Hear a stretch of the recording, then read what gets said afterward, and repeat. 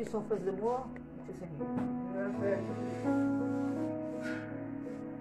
Voilà, bonjour à tout le monde, bonjour aux personnes qui vont se joindre avec nous, soyez les bienvenus, soyez bénis dans le nom de Jésus. Voilà, Roger va vous interpréter maintenant 2-3 chants que nous allons chanter ensemble pour rendre encore gloire à Dieu, parce qu'aujourd'hui c'est encore le moment où on fait ses prières à Dieu, où on s'adresse à Dieu, on demande à Dieu qu'il intervienne dans nos vies. Ici, Seigneur, de quoi nous avons besoin. Merci, Seigneur, parce que j'adresse cette parole spécialement, Seigneur, parce que tu es un Dieu merveilleux, un Dieu sur qui nous comptons, Seigneur, parce que tu ne nous laisses pas dans les moments de détresse. Tu es là, tu es présent dans nos vies, et ta volonté est déjà faite dans nos vies, Seigneur. Tu sais déjà notre destinée.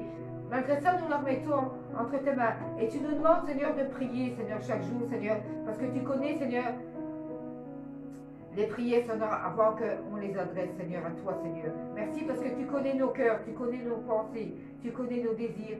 Je remets vraiment cette réunion entre tes mains et mes frères et mes soeurs entre tes mains.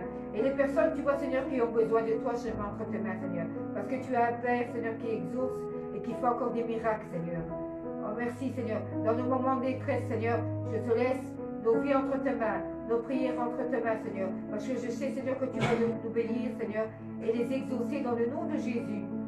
Sois béni, Seigneur, et ce moment est pour toi, Seigneur, et consacré pour toi, Seigneur. Que tu sois glorifié, honoré, Seigneur. Amen. Merci, Seigneur.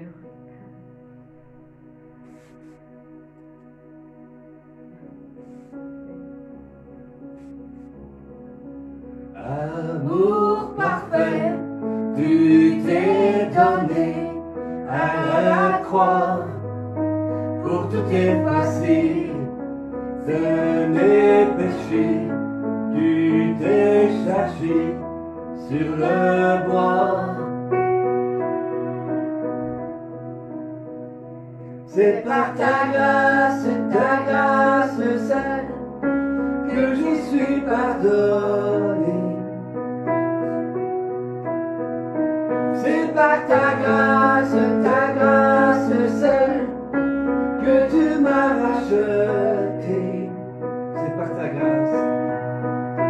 C'est par ta grâce seule que je suis pardonné.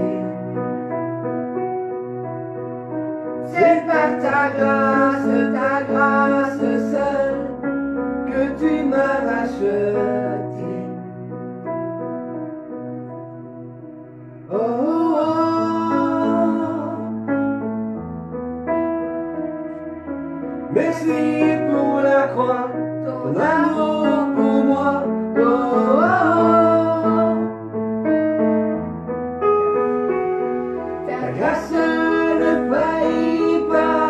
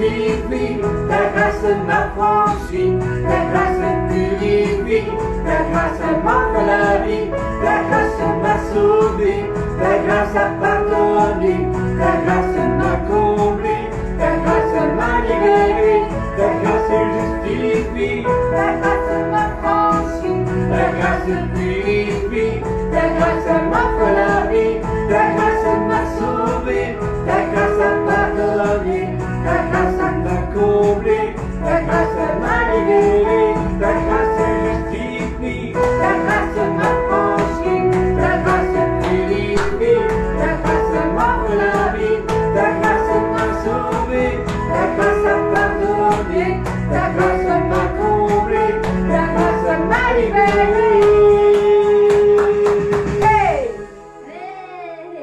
Merci Seigneur, parce que c'est par ta grâce que tu nous as sauvés. C'est par ta grâce que tu nous as libérés. C'est par ton amour, Seigneur, aussi, Seigneur, que tu avais, Seigneur, avec nous, Seigneur. C'est grâce à ton amour, ta grâce, ta miséricorde, toutes ces choses que personne d'autre ne peut nous donner, Seigneur, à part toi, Seigneur. C'est cette grâce, cet amour et cette miséricorde envers nous et ce pardon, Seigneur. Parce que tu nous as pardonné. Merci. Gloire à toi, Papa, encore aujourd'hui. Oh, merci, Seigneur. Tu es merveilleux.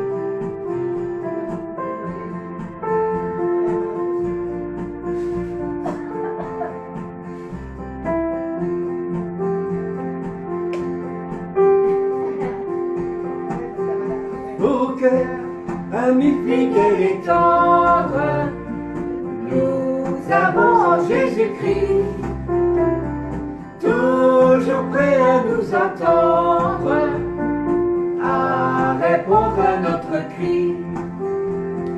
Il connaît nos défaillances, nos chutes de chaque jour, sévère ses exigences, il est riche en son amour.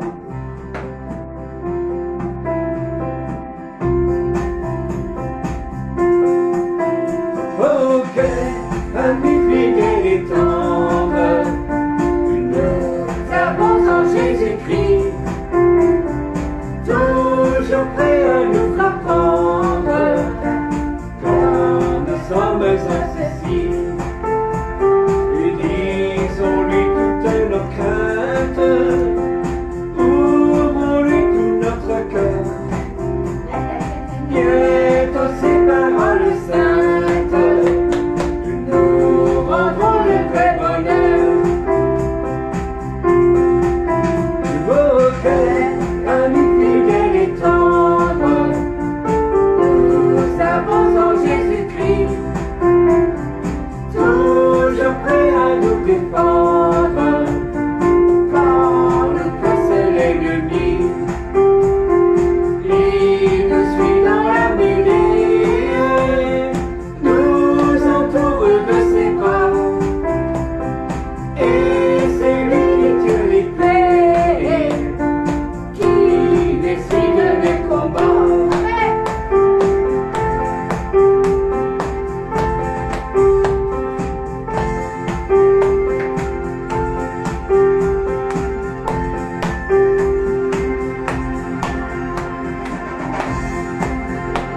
Ok, amis fidèles et tendres, nous avons en Jésus-Christ, toujours prêt à nous apprendre à vaincre en comptant sur lui.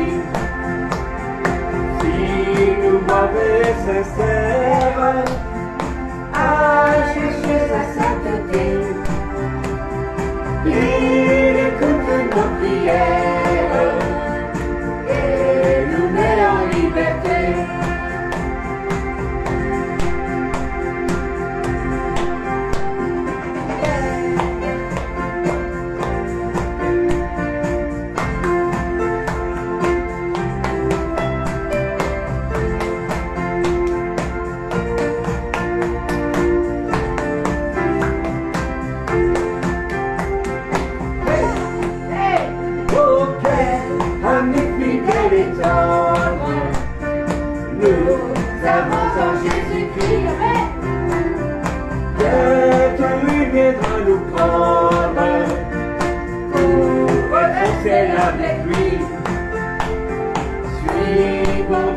étroite voie, encontre son secours. Bientôt nous aurons la joie de vous saluer. Vivre avec lui pour toujours. Amen.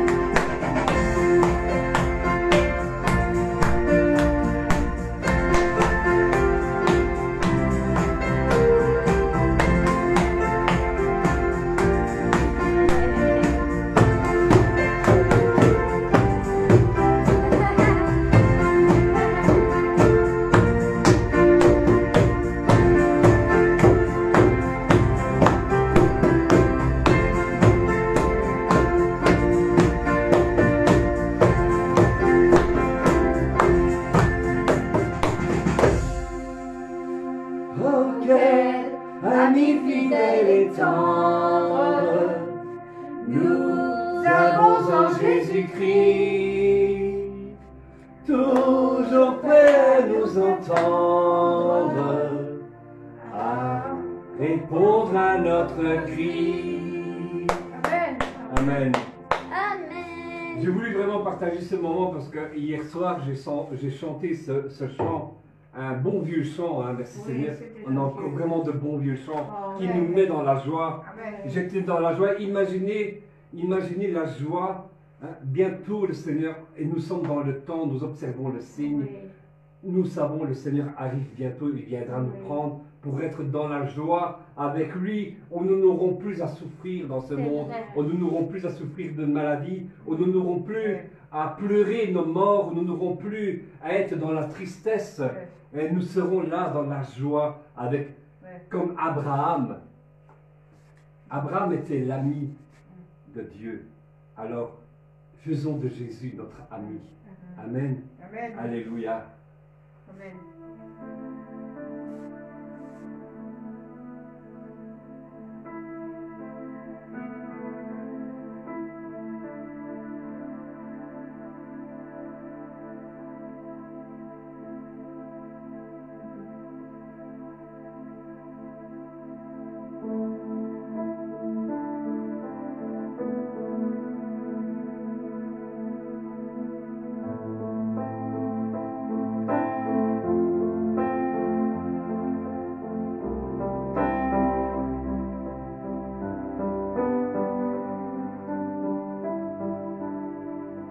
C'est un chant que nous aimons tous ici, qui est semblable au lion à l'agneau, assis sur le trône.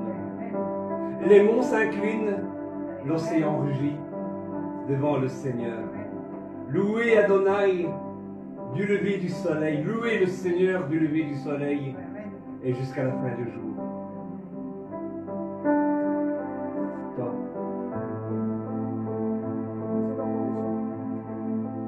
Qui est semblable au lion à l'agneau, assis sur le trône. Les mots s'inclinent, l'océan rugit devant le Seigneur. sans. Qui est semblable au lion à l'agneau, assis sur le trône. Les mots s'inclinent, Les monts s'inclinent, l'océan rugit devant le Seigneur. Encore.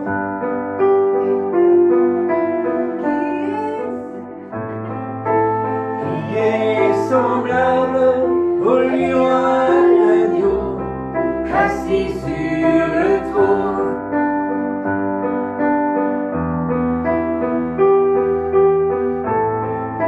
Les monts s'inclinent, l'océan rugit devant le Seigneur.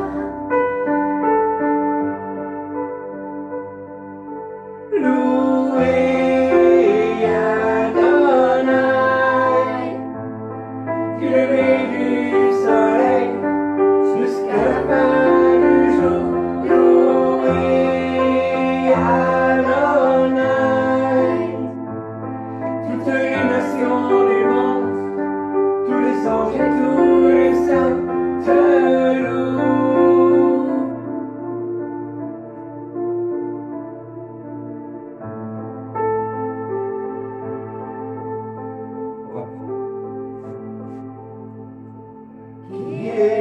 semblable, voyons l'agneau, assis sur le trône.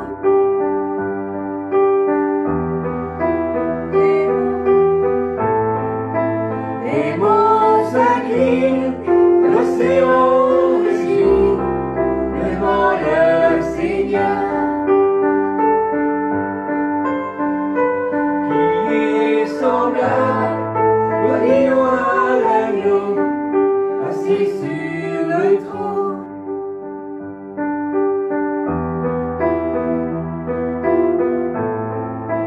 Les monts s'inclinent, l'océan rugit devant le Seigneur.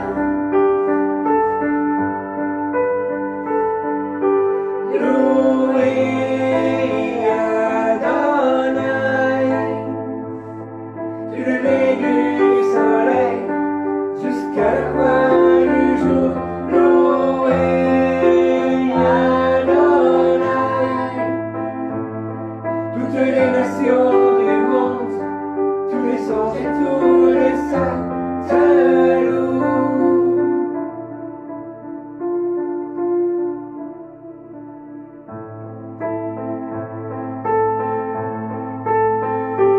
Louez Adonai, du lever du soleil jusqu'à la fin du jour. Louez Adonai, toutes les nations du monde, tous les anges et tous les saints te louent.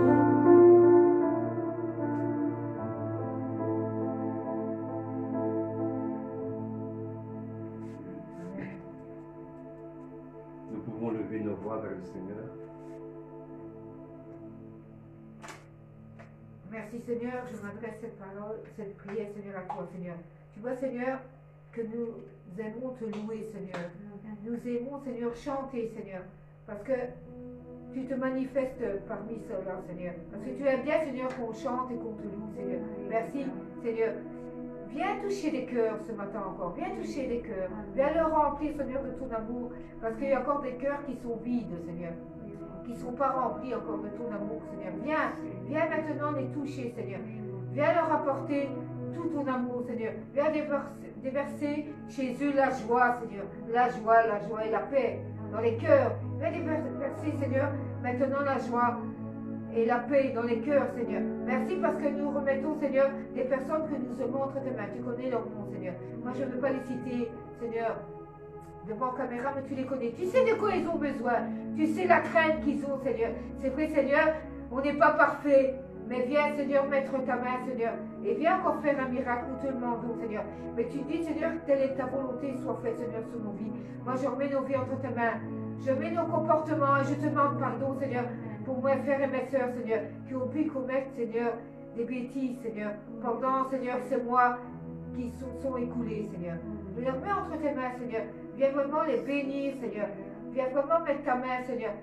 Viens leur rendre miséricorde encore. Fais leur miséricorde et rends leur grâce, Seigneur, encore aujourd'hui, parce qu'ils en ont besoin, Seigneur. Parce qu'ils ont peur, Seigneur, ils sont effrayés, Seigneur, de qu'est-ce qu'ils vont leur tomber dessus, Seigneur. Mais toi, tu es le Seigneur tout-puissant. Tu es le Seigneur qui pardonne. Seigneur, tu pardonnes 7 fois 777, Seigneur. Et tu peux encore le faire maintenant dans le nom de Jésus. Viens verser ta grâce, Seigneur. Et viens verser aussi ton amour, Seigneur. Et viens briser toute cette chaîne, Seigneur, qui sont encore attachées, Seigneur. À certaines personnes qui puissent délivrer maintenant, Seigneur. Et venir et revenir à la raison.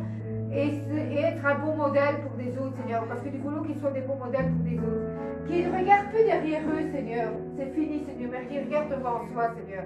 Parce qu'un bel avenir les attend devant eux, Seigneur. C'est vrai, Seigneur, on ne dit pas que c'est une vie sans embûches, parce qu'il y en a toujours, Seigneur. Mais toi, tu mets ta main, Seigneur, toujours devant nous, Seigneur, pour nous empêcher, Seigneur, de tomber, Seigneur. Merci de mettre ta main, Seigneur. Et tu nous demandes de plus nous retourner en arrière, mais de regarder devant nous, Seigneur, et d'avancer avec toi. Nous voulons, Seigneur, avancer avec toi, Seigneur. Et merci pour cette grâce, et pour cette miséricorde, et pour cette paix, pour cette joie, pour cet amour que tu nous donnes chaque jour. Que ton nom soit loué, Seigneur. Amen, Seigneur.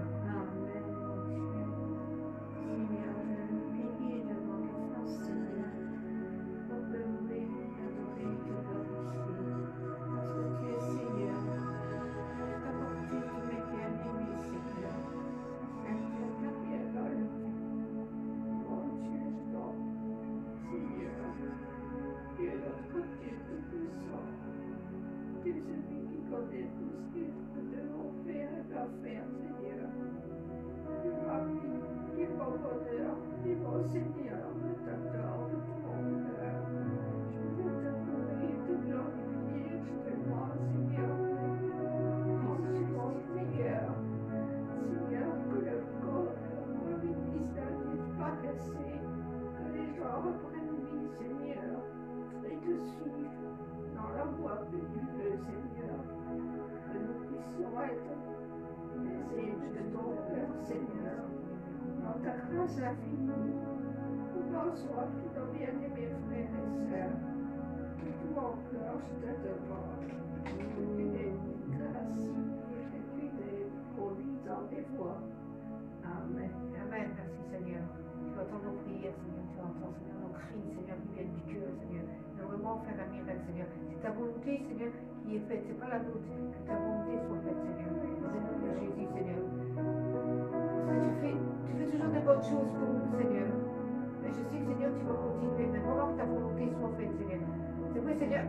Je ne peux pas t'en vouloir, Seigneur, mais c'est toi qui choisis, Seigneur. C'est pas pour nous choisir, c'est toi, Seigneur, qui choisis le bien, Seigneur, pour nous, Seigneur, les meilleures choses pour nous, Seigneur. Mais c'est à nous, Seigneur, à obéir. Parce que la première chose que tu nous demandes, Seigneur, c'est d'obéir. D'obéir, Seigneur. Et si à un moment donné, Seigneur, nous ne le faisons pas, Seieur, il y a la chute pour nous. Et quand il y a une chute, Seigneur, on crie vers toi, Seigneur. C'est pour ça, Seigneur, maintenant, ouvre-nous les yeux, ouvre nos cœurs, Seigneur, ouvre nos oreilles, afin que nous puissions, Seigneur, t'obéir. Et ne plus commettre les péchés, Seigneur, parce que tu nous dis de ne plus nous retourner à l'arrière, de nous tourner devant et avancer devant, Seigneur. Et ce que nous voulons faire maintenant, dans le nom de Jésus, Seigneur, nous te le demandons, Seigneur. Et ça vient du cœur, Seigneur. Amen. Prends la place.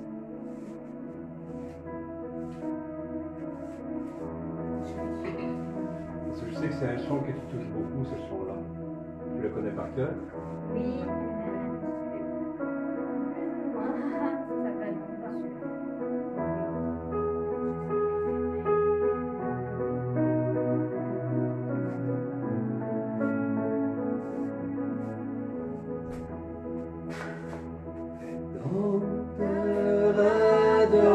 adorable, sur la croix attachée, traité comme un coupable, brisé pour mon péché. Ton angoisse suprême, ta douleur, ton tourment, me disent voici je t'aime, j'ai pris ton châtiment.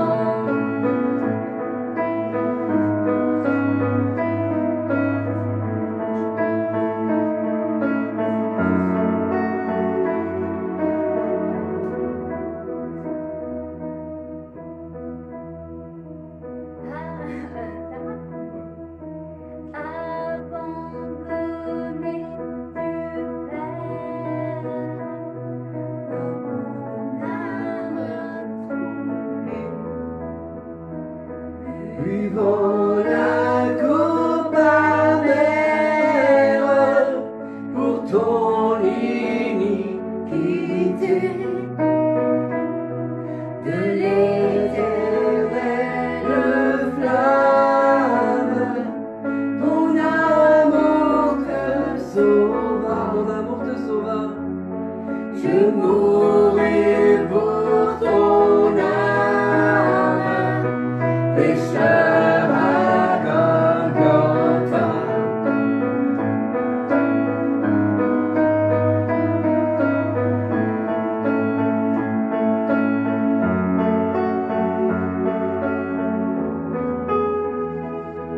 Le sang de mes blessures, ma couronne de roi,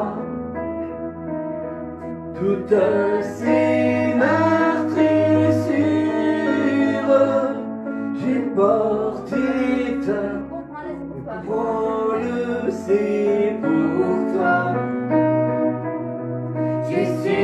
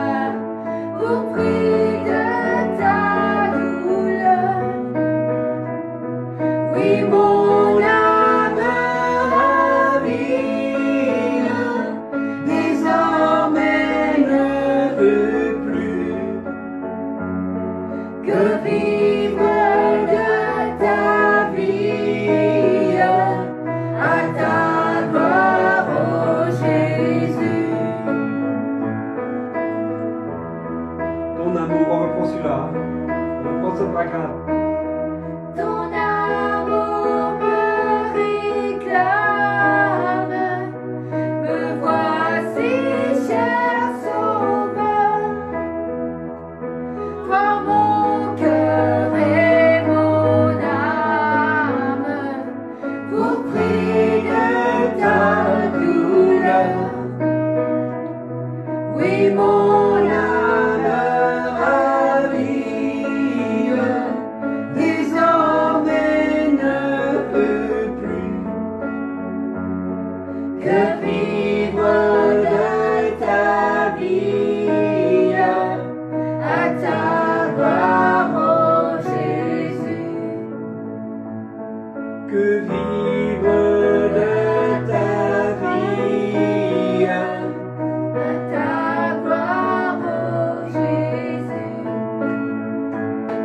que vivre de ta vie, À toi, gloire, ô Jésus. que vivre de ta vie, À toi, gloire, ô Jésus. que vivre de ta vie, À ta gloire, ô Jésus.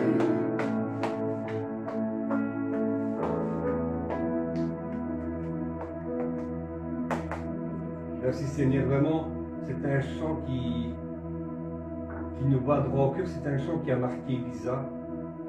Tu te souviens, Jacqueline, nous sommes allés voir ce groupe-là, et alors nous étions dans la même salle, sans savoir que 2 ou 3 ans plus tard, nous allions nous rencontrer. Hein, amen.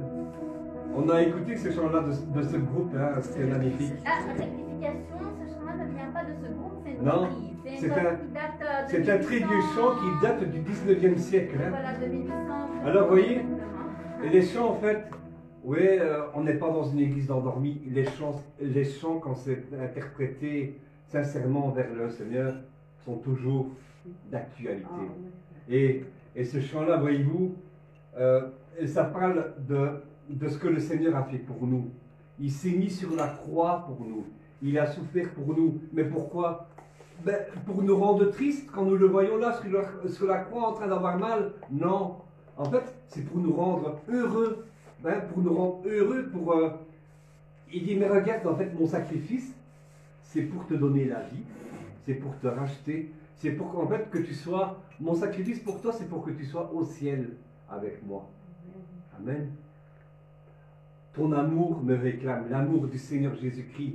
Hein, mon frère, ma soeur qui nous suit là derrière, l'amour du Seigneur Jésus-Christ, surtout en ce temps. Oui. Voyez que tout va mal pour l'instant. Hein. Voyez que tout va mal. Il est temps de nous tourner vers notre Dieu. Il est temps de nous tourner vers le Seigneur Jésus-Christ. Parce que, voyez-vous, le Seigneur veut nous extirper à la souffrance, veut nous enlever de la souffrance, veut nous enlever de ce monde et veut nous conduire dans son paradis vers un monde meilleur. Ton amour, Seigneur, ton amour me réclame. Et alors je réponds, comme le prophète Ésaïe ou comme le prophète Samuel, quand le Seigneur les appelait, qu'est-ce qu'il leur disait? Me voici, Seigneur. Me voici, mon cher Sauveur. Me voici, Jésus. Me voici. Alors, mon âme est ravie, Seigneur, de te rencontrer. Je suis dans la joie. Et désormais, mon âme ne veut plus qu'une chose, c'est vivre de ta vie. Vivre de ta vie en moi. Amen. Voyez-vous, moi je dis souvent à des gens, et les gens ils angoissent pour ce qui se passe en ce moment. Oui. Il y a l'insécurité partout. L'Europe est au bord d'une guerre civile. On me dit, mais oui, c'est pas bien que tu restes assis dans ton divan. Moi je ne m'inquiète pas, parce que la Bible a prédit ce qui allait arriver. Et pourquoi je vais aller risquer ma vie? Pourquoi? Ben, pour des choses, hein, voyez-vous, ici, le Seigneur dit que l'or et l'argent sur la terre, ça rouille. Mais les richesses dans le ciel, c'est ce que je dois aller chercher. Hein. Là où la rouille n'atteint pas les richesses du Seigneur pour nous. Amen. Donc, moi, mon intérêt est plutôt dans le royaume des cieux. Et mon intérêt est plutôt de vous dire, Arrêtez de regarder à ces choses parce que le Seigneur a prévenu que ces choses allaient arriver. Et moi, c'est de dire, venez vers le Seigneur, donnez votre vie à Jésus-Christ et vous allez vivre au paradis avec lui. Vous n'aurez plus à souffrir, vous n'aurez plus à pleurer vos morts, vous n'aurez plus à souffrir de cancer, du coronavirus ou que sais-je, vous n'aurez plus à souffrir de maladie. Nous serons dans la joie, dans la paix avec le Seigneur, nous serons ravis, nous serons dans l'extase, nous serons dans l'extase de la louange. Voyez-vous, il y en a qui ont expérimenté des paillettes d'or sur les mains, nous l'avons expérimenté, donc des paillettes d'or qui nous tombaient dessus, quand nous étions dans la louange, quand nous étions dans l'adoration avec le Seigneur. Ici, quand nous nous mettons en adoration avec notre Seigneur, nous voyons un aperçu. Mais là-bas, ce sera encore plus grandiose. La louange va éclater. Imaginez toutes ces paillettes d'or qui éclatent, des feux d'artifice. Ah, oh, que c'est joli. Des feux d'artifice qui éclatent. À chaque fois que la louange va se mettre envers notre Seigneur, va se mettre à retentir dans le palais, nos cœurs vont sursauter, non pas de peur, mais de joie. Nos cœurs je vais dire, j'aime bien ce terme-là, va tressaillir. Donc c'est encore plus que sauter, va tressaillir de joie, parce que le Seigneur va nous mettre dans cette joie. Amen. On n'aura plus à se souvenir. On n'aura plus à se souvenir de nos morts. On n'aura plus à se souvenir de ce qui nous a fait souffrir. On n'aura plus à se souvenir de ce que nous avons été rejetés. On n'aura plus à se souvenir de tous les malheurs qui nous ont frappés sur la terre. C'est vrai. On sera dans le temps présent avec notre Seigneur dans la joie, dans la félicité. Alléluia. Amen. Voilà. Alors, Lisa nous a préparé un excellent sujet. Il y a de la matière. Et donc, non, elle a de la matière. Hein. Ouais. Et donc, je vais laisser la parole à Lisa. Donc, tout d'abord, nous allons prier. Nous allons... Oui, tu veux partager le psaume Ouais, je 98? partage un psaume 28. Mais tout d'abord, je vais prier Oui, parce que ouais. j'étais dans cette lancée-là. Bien. Non, ça va, tu peux. Oui, alors tu prieras pour la parole, Donc, d'accord? pour aller prendre Voilà. le d'eau. Je vais Mais vous j'en ai plus partager un psaume. Voilà, que le Seigneur m'a mis à cœur et qu'aujourd'hui j'ai dit, je vais le partager. Je prie dans le nom de Jésus. Ce psaume 28. Donc voilà, le psaume 28 nous dit, c'est à toi que je crie, mon rocher.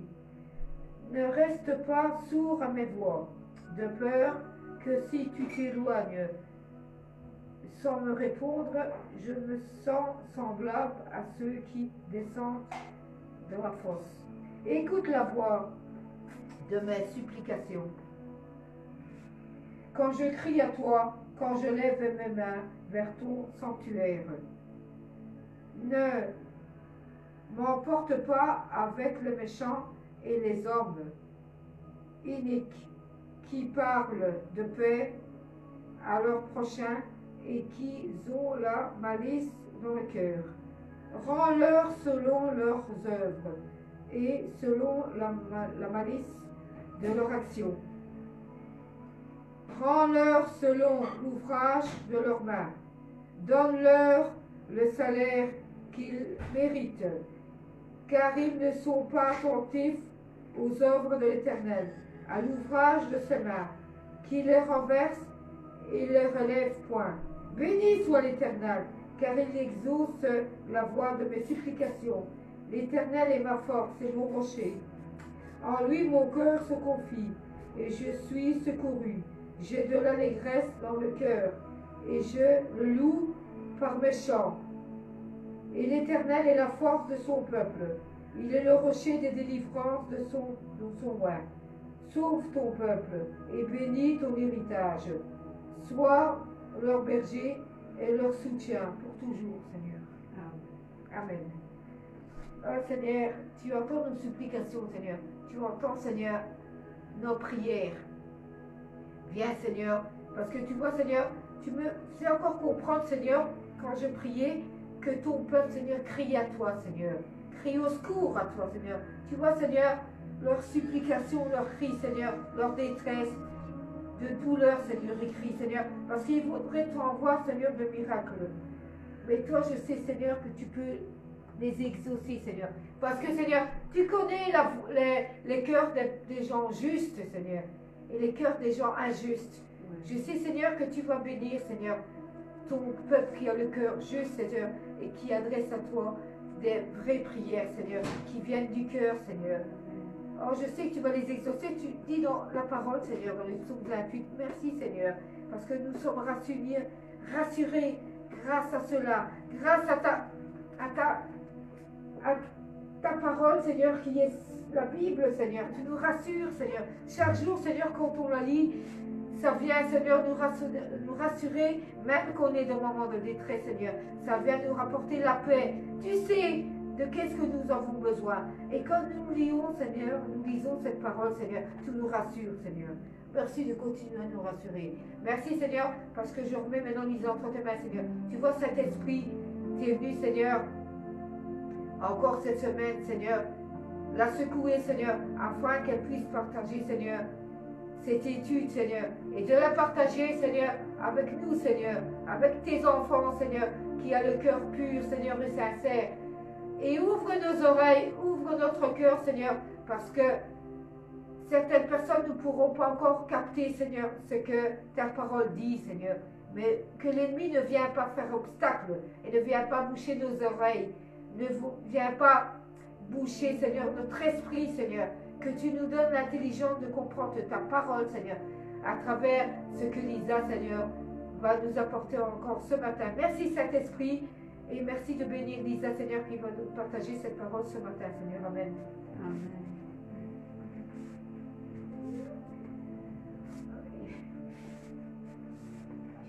Pardon, mon chéri. Oui. Ah, stop. Voilà. Je prends mon coup.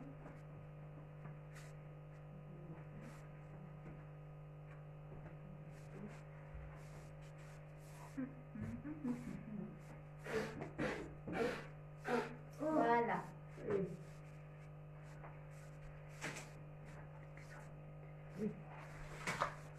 Voilà, tout le monde s'installe. Donc c'est un sujet qui fait quand même 12 pages. Hein. Donc là j'ai 12 pages. Ali. Ah, j'attends que tu démarres la caméra. Ah d'accord, voilà. Je vais commencer ce sujet en demandant à l'un d'entre vous, ou à deux pour vous relayer, pour lire une partie et la suivante, l'autre partie. L'évangile de Jean, chapitre 8, les versets 1 à 11. Si quelqu'un veut bien lire ces versets. Ah mais maman, je l'ai mis sur la feuille. Ah, Voilà, et j'ai bien mis en grand, comme ça, L'évangile maman, de tu vois Jean. bien. bon. De 1 à 11. C'est ça. Bon. Je lis dans le nom de Jésus. Quant à Jésus, il partit pour le mont des Oliviers. Mais le lendemain, il revint de bonne heure dans la cour du peuple. Et tout le peuple se pressa autour de lui. Alors il s'assit et se mit à enseigner. Tout à coup, les spécialistes de la loi et les pharisiens traînèrent devant lui une femme qui avait été prise en flagrant délit d'adultère. Ils la firent avancer dans la foule et la placèrent bien en vue devant Jésus. Maître, lui dirent-ils, cette femme a commis un adultère. Elle a été prise sur le fait. Or, dans la loi, Moïse nous a ordonné de lapider les femmes de ce genre. Toi, quel est ton jugement sur ce cas?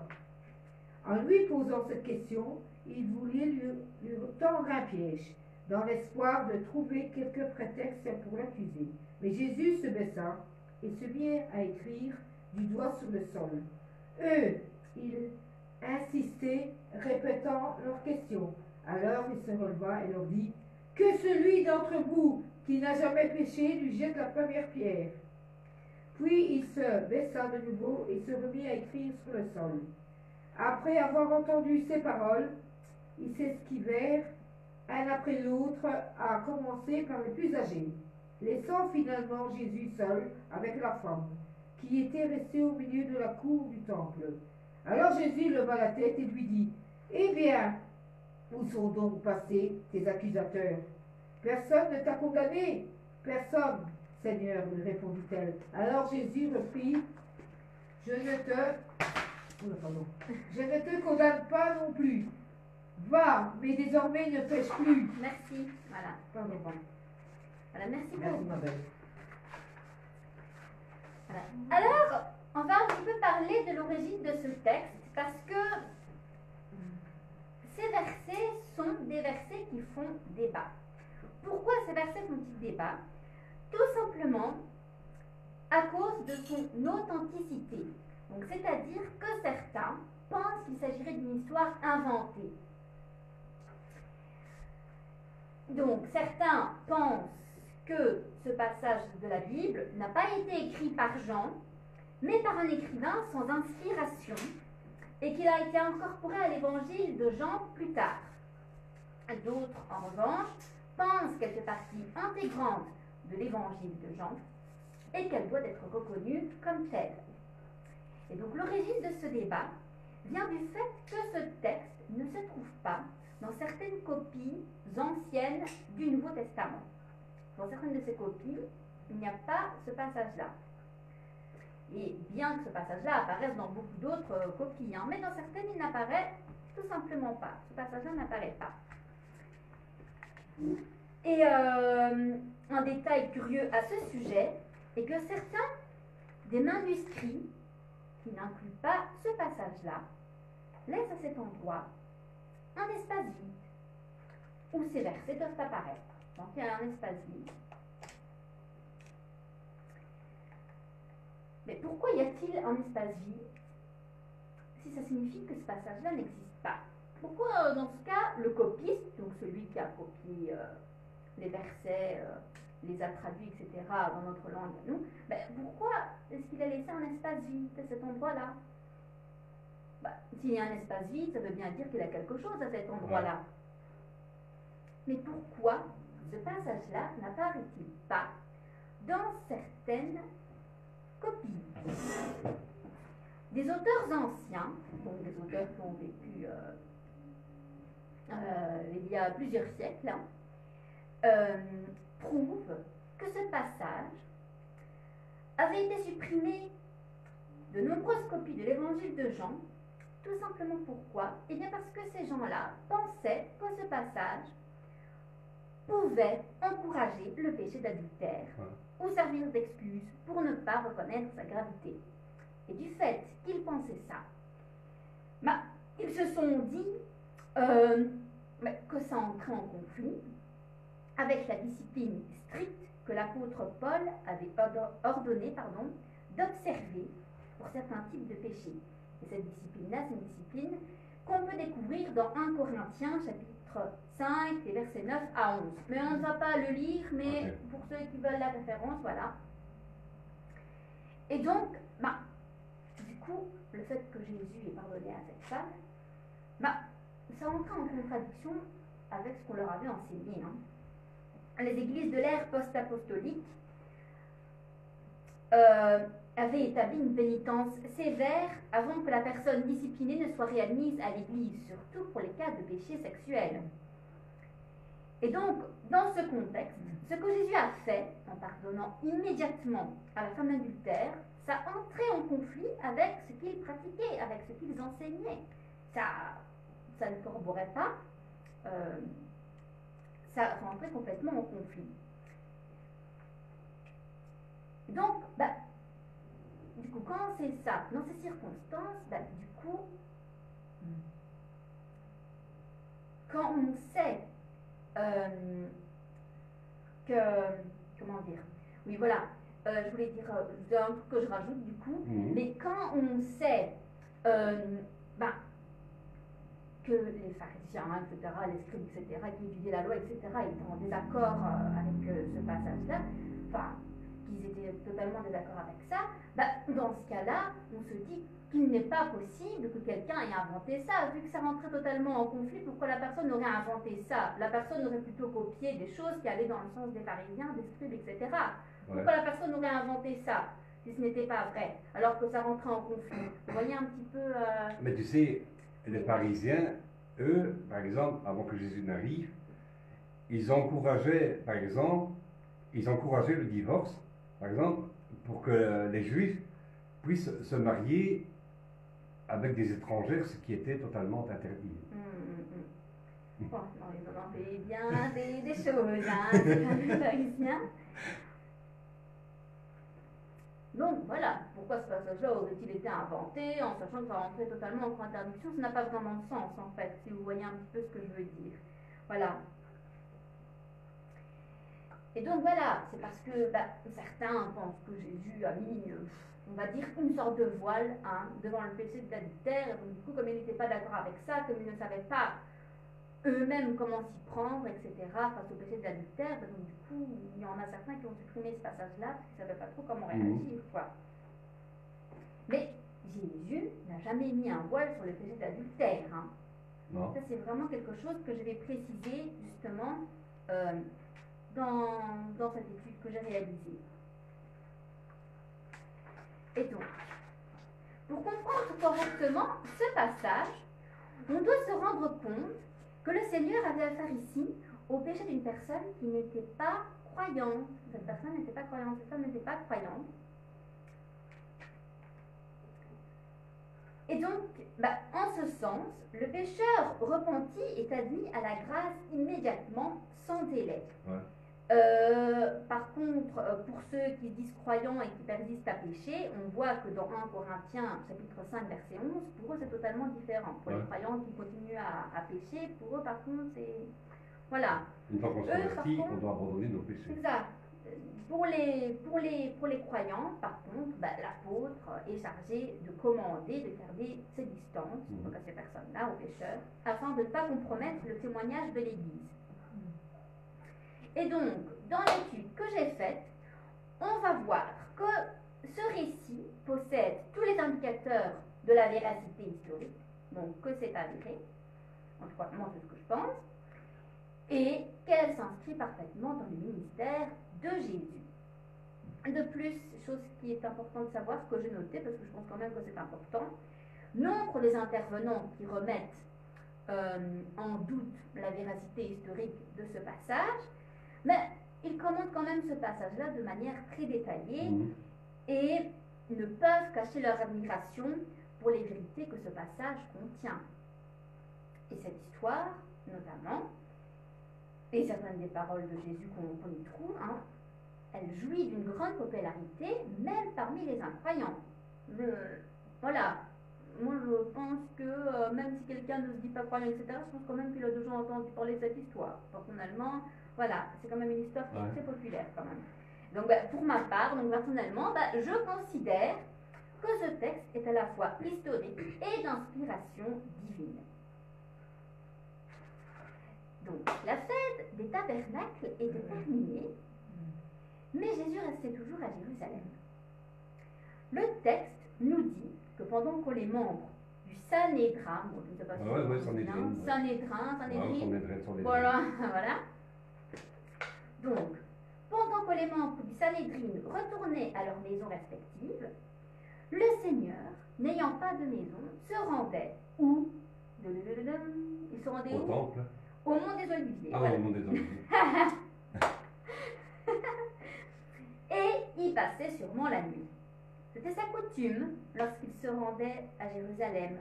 Dans Luc chapitre 21, verset 37, nous lisons « Jésus passait ses journées à enseigner dans la cour du temple. Voilà. Ensuite, il sortait de la ville et passait la nuit sur la colline appelée le Mont des Oliviers. » Bravo. Et donc, sur cette montagne, sur cette colline, voilà, il a enduré l'angoisse de Gethsémani. Ouais. Et c'est également là qu'il a été arrêté par la foule dirigée par... Judas. Voilà, bravo. Il a été livré par Judas. Oui, voilà. Ah oui, mais donne toutes tes réponses, lui, il ne donne rien. Ah oui, ça ne va pas, ça. De là, il est monté au ciel. Et dans Zacharie, chapitre 14, verset 4, nous voyons que c'est là qu'il se tiendra quand il viendra régner. Et le lendemain, il revint de bonne heure dans la cour du temple, malgré le mandat de perquisition, d'arrêt, hein, qui pesait sur lui en ce lieu, bien sur le temple, hein, parce que là, les pharisiens, ils n'étaient pas très contents, hein, papa. Non, tout à fait.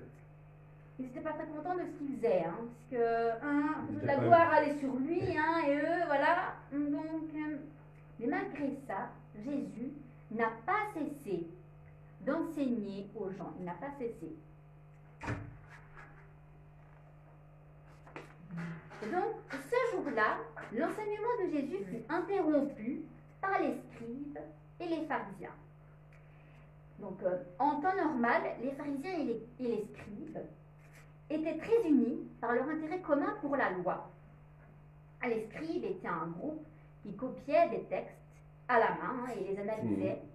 Et pour cette raison, dans un monde avec un niveau d'alphabétisation limité, il faut savoir qu'en ce temps-là, peu de gens savaient lire, savaient encore moins écrire, hein, du coup, les scribes, eux, ils savaient faire ça, et donc du coup, leur profession était très appréciée dans un monde où justement peu savaient lire et peu savaient écrire. Donc c'était très apprécié, leur profession, surtout par les pharisiens, qui étaient très intéressés par la loi que les scribes copiaient et étudiaient. Donc les scribes appartenaient généralement à la secte des pharisiens. Il faut quand même préciser que tous les pharisiens n'étaient pas des scribes, hein.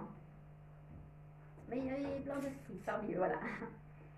Donc la question se pose alors de savoir pourquoi, si les deux groupes étaient si intéressés par la loi, ils ont interrompu l'enseignement de Jésus dans le temple. Si ce qu'il enseignait était exactement la loi de Dieu, parce que Jésus, ce qu'il enseignait, c'était la loi de Dieu.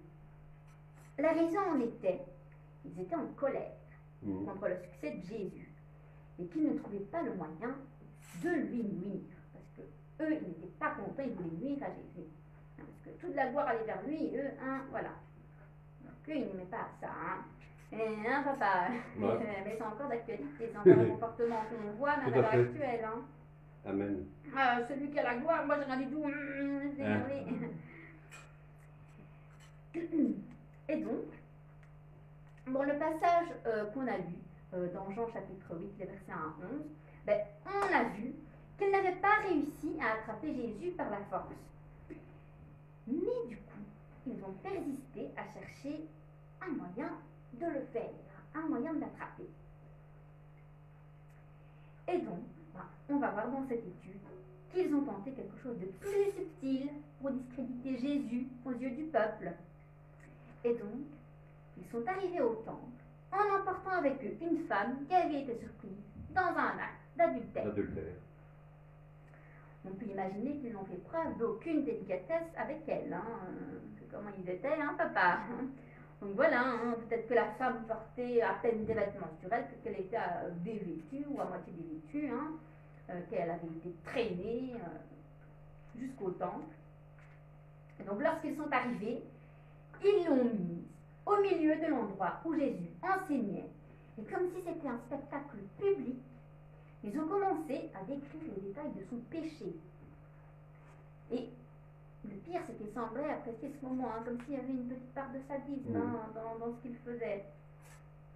Comme s'il prenait un malin plaisir. Ouais, on dirait.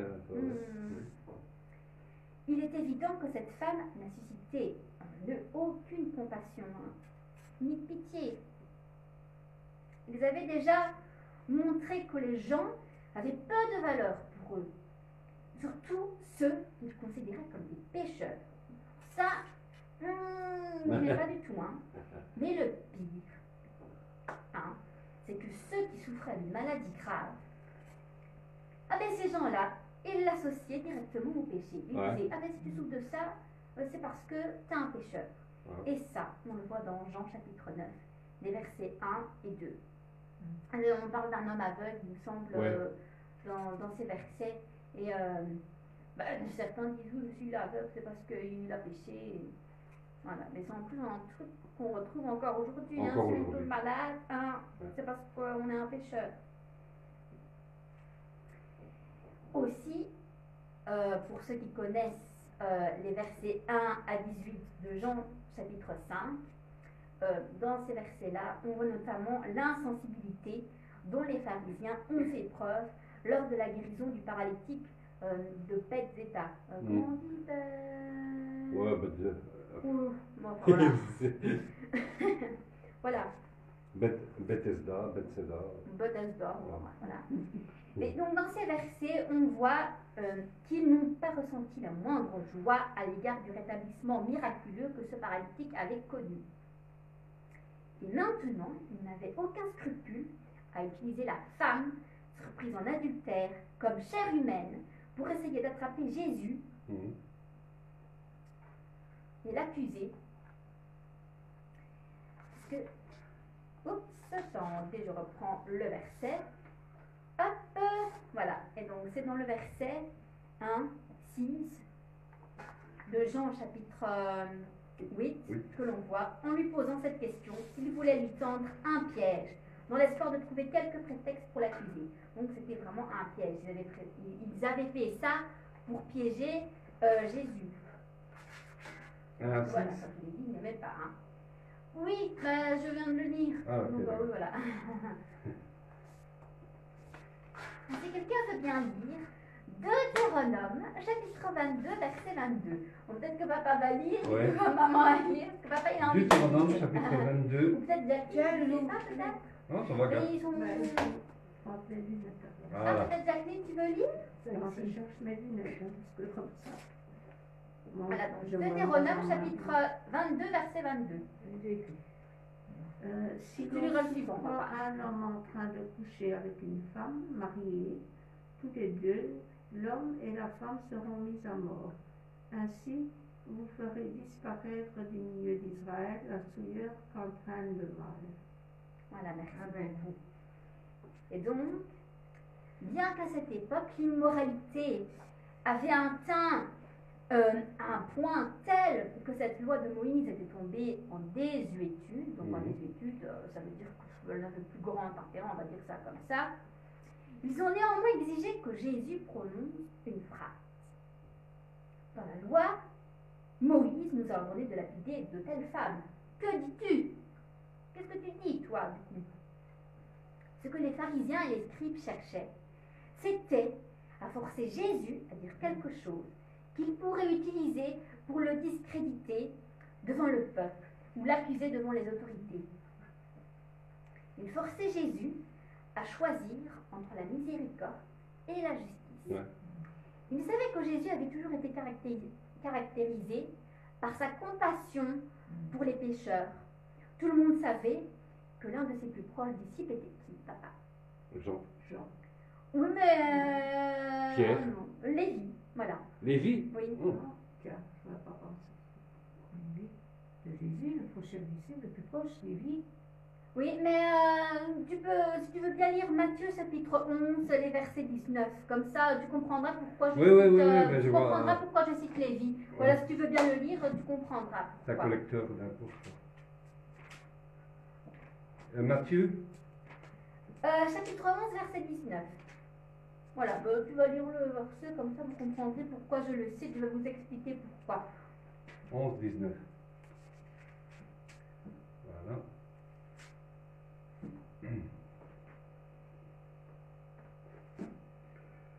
Le Fils de l'homme, c'est ça, hein? Oui, c'est ça.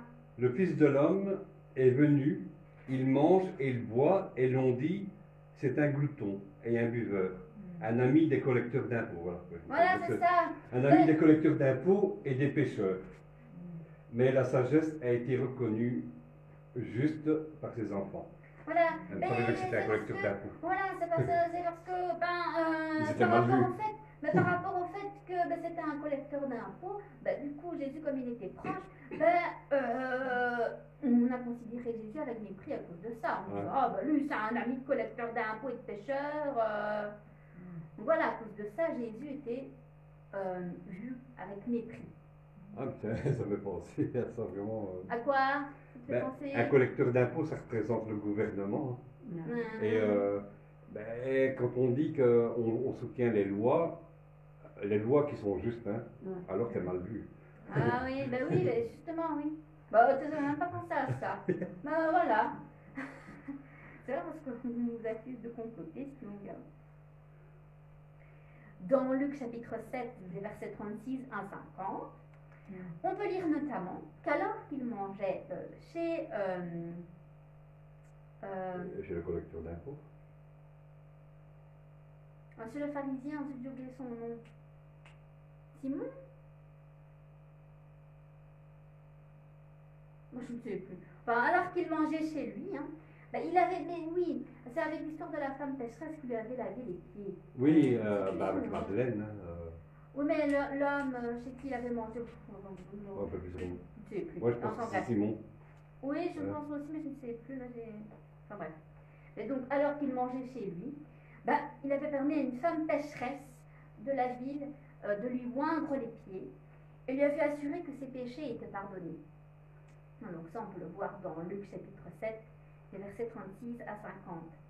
Et donc, ben, les pharisiens s'attendaient maintenant à ce qu'il fasse preuve de la même pitié hein, envers la femme adultère. Parce que faire preuve de pitié, c'est ce qu'il avait caractérisé tout au long de son ministère. Donc c'est pour ça qu'il s'y attendait. Hein. Mais s'il le faisait, pour eux, hein, il serait clair que Jésus ne respecte pas la loi de Moïse. Et ça aurait valu justement à Jésus de sérieux ennuis. Et donc il fallait répondre au dilemme que les pharisiens lui présentaient, car il concernait l'essence même de son ministère. Si quelqu'un veut bien, c'est toi qui as la Bible parce que je n'ai pas noté tous les versets ici. Oui. Jean, chapitre 1, verset 17. Ah, ben je l'ai. Non, je n'ai pas noté, je n'ai pas tout noté en fait pour en faire le moins possible. Ouais. Mais on va quand même le lire, voilà. Jean chapitre 1, verset 17. Oui.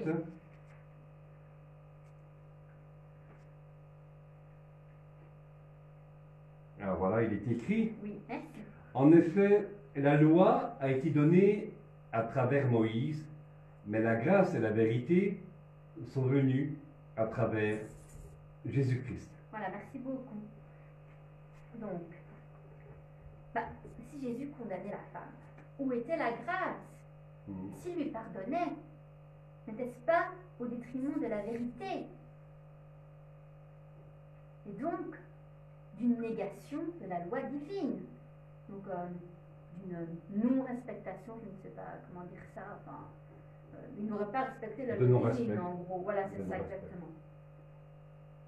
Dans Exode, chapitre 23, verset 7, la loi ne dit-elle pas que Dieu ne justifierait pas les méchants? Que dirait Jésus dans ce cas-là pour la femme? D'autre part, s'il la condamnait et incitait ainsi les Juifs à la lapider, comme l'indique la loi juive, cela créerait également des problèmes avec les autorités romaines parce que il ne permettait pas aux Juifs d'exécuter qui que ce soit. C'est quelque chose qu'on peut lire dans Jean chapitre 18, verset 31. Voilà. Les autorités romaines ne permettaient pas cela. Et donc, du coup, ça allait aussi créer des conflits, donc dans tous les des conflits. C'est pour ça qu'ils ont laissé la responsabilité aux Romains de crucifier Jésus. Voilà. Si c'est les Romains qui ont le sang sur les mains, pas. Voilà, c'est ça. Exactement. Ben donc, Ils sont malins. Mais donc du coup, on voit que Jésus, il n'avait pas une position facile, hein, parce que dans tous les cas, il allait avoir des ennuis. Et donc, il semblait que les scribes et les pharisiens avaient préparé leur piège avec beaucoup de précision, parce que comme je l'ai dit, Jésus était vraiment dans une position délicate. Hein. Dans tous les cas, ils auraient trouvé à redire. Quoi qu'ils disent, ils auraient eu la possibilité de l'accuser pour l'amener devant les autorités, quoi qu'il fasse, quoi qu'il dise.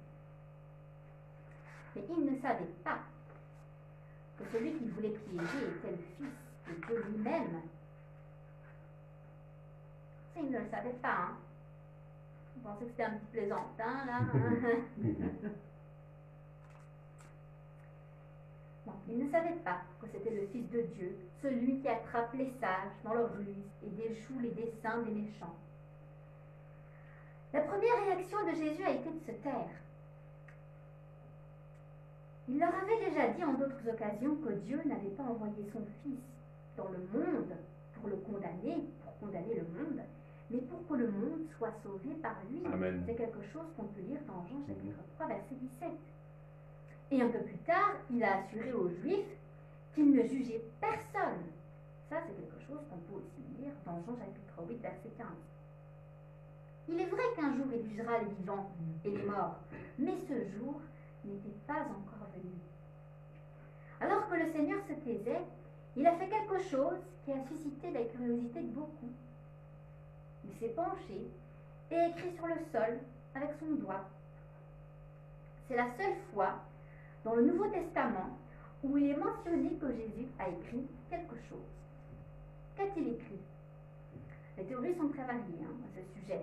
Certains pensent qu'il écrivait les péchés de ceux qui avaient porté l'accusation. D'autres pensent qu'il s'est simplement penché pour écrire sur le sol Un poisson. Hein? Un poisson. Comment ça, un poisson? Qu'il a fait. C'est ce qu'on voit régulièrement dans les images, même dans le film, où il fait le dessin d'un Invictus, d'ailleurs, c'est le symbole des chrétiens. Oui. Le poisson. Le poisson, oui, c'est vrai qu'il dessine un poisson à un moment donné. Mais non, c'est une théorie. On ne sait pas. Ça, on n'en parle Il pas, a on écrit sait- quelque chose sur le sol. Oui, on ne sait pas ce que c'est. On ne sait pas ce qu'il a écrit. Non, on ne sait pas. Et il n'y a aucun moyen de savoir avec certitude ce qu'il écrivait. Donc, très probablement, il a peut-être tout simplement laissé passer le temps afin d'attendre une réaction de la part de ces juifs.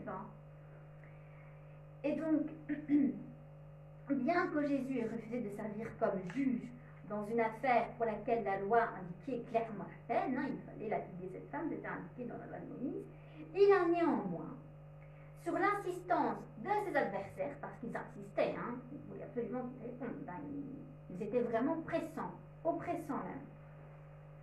Et donc, malgré l'insistance de ses adversaires, il prit l'initiative et leur a montré comment un procès équitable devait être mené. D'une manière magistrale, le Seigneur a changé l'attention de la femme jetée à terre vers les accusateurs. Donc voilà, l'attention était sur la femme, et lui, il a pris cette attention pour la mettre sur ceux qui l'accusaient d'avoir péché. Et donc, qu'est-ce qu'il a dit à ce moment-là? Que celui qui n'a jamais péché lui jette la première pierre. Bravo! Les Juifs ont toujours invoqué la loi, pensant appliquer ces châtiments aux autres, mais ils ne se sont jamais placés sous son autorité. Mais le Seigneur, qu'est-ce qu'il a fait? Il les a forcés à examiner leur propre cœur. Voilà. Ce que le Seigneur a voulu leur apprendre, c'est qu'en matière de jugement, la culpabilité de l'accusé est aussi importante que l'innocence de celui qui accuse. Le Seigneur, parce que, il y en a certains qui pensent qu'en pardonnant la femme, il s'est mis des œillères sur le péché d'adultère, mais le Seigneur n'a pas nié la culpabilité de la femme. Mais ce qu'il accusait, était-il exempt de péché? Non. Il lui a dit N'aspirait-il pas à la haine contre Jésus? Et ne cherchait-il pas un moyen de le tuer? Rien que ça, c'est déjà un péché. Il est important de noter que le Seigneur n'a pas dit que la femme n'avait pas péché. Parce que ça, Tout à fait. ce que certains pensent, c'est pourquoi j'avais parlé de l'origine du texte au tout début, que certains avaient carrément enlevé ce passage-là parce qu'ils pensaient que Dieu, Jésus, à ce moment-là, dans l'Église, incarné en homme. Mais voilà, certains n'ont pas mis ce passage-là dans certaines versions parce que ils pensent que Dieu, donc Jésus, il n'avait pas vu le péché en gros, on va dire ça comme ça, et donc du coup c'est pour ça qu'ils ont inversé. D'ailleurs, la preuve, à la fin, il lui dit va et ne. Voilà, exactement, Va et ne va et ne pêche pêche plus. plus. Mais bon, certains, voilà, Mais donc, il n'a pas dit que la femme n'avait pas péché, ça il ne l'a pas dit du tout, hein, ni que sa transgression, donc, que ce qu'elle avait fait était minime. Ce qu'il a fait, c'est rappeler à ses accusateurs que ce n'était pas eux qui pouvaient porter des accusations contre elle, contre cette femme, parce que leur motif n'était pas bon. Leur motif, s'ils voulaient faire ça, c'était pourquoi? Pour piéger Jésus. Leur motif était impur. Leur motif n'était pas bon.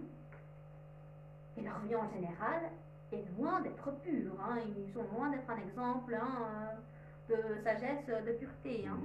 Excusez-moi, je vois. Hein. Non, non, bah vas-y. Voilà.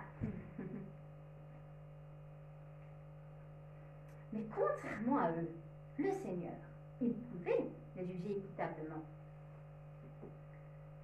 Peu après, il leur demanda lequel d'entre vous est coupable de péché. Mais aucun d'entre eux ne pouvait l'accuser de quoi que ce soit. La loi de Moïse qu'ils avaient citée disait que l'homme et la femme qui avaient commis l'adultère devaient mourir. C'était comme ça. Cependant, bien qu'ils aient tous deux été pris dans le même acte d'adultère, ils n'ont emmené que la femme à Jésus. Et l'homme alors, hein, où est-ce qu'il est, hein? L'homme est Pourquoi, innocent. hein? L'homme n'était-il pas également coupable? Ils étaient très stricts avec la situation de la femme. Mais ils étaient permissifs avec l'homme. Permissifs, laxistes. En gros, l'homme, ce qu'il a fait, c'est moins grave que ce qu'a fait la femme. N'avaient-ils pas tous deux commis le même péché?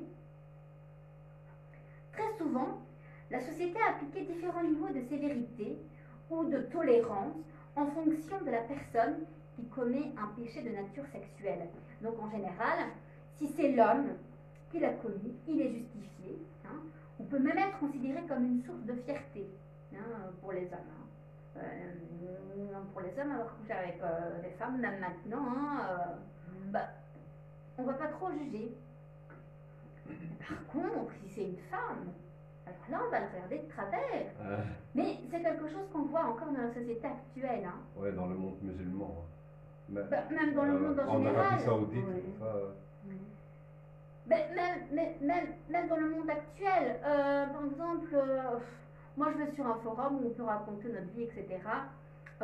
Mais bon, il y a une femme qui a écrit un message il n'y a pas longtemps pour dire oui voilà, je discutais avec des copines, elles disent en tout, elles ont eu 10 copains, moi j'en ai 40 ans et moi j'en ai 20, elles m'ont regardé de travers, et bon, enfin bref, si un homme va dire ça, un homme de 40 ans qui va dire qu'il a eu un copine, là par contre on va pas mal le regarder, là par contre ce sera normal, mais si c'est une femme qui dit qu'elle a eu un copain à 40 ans, là on va la regarder de travers.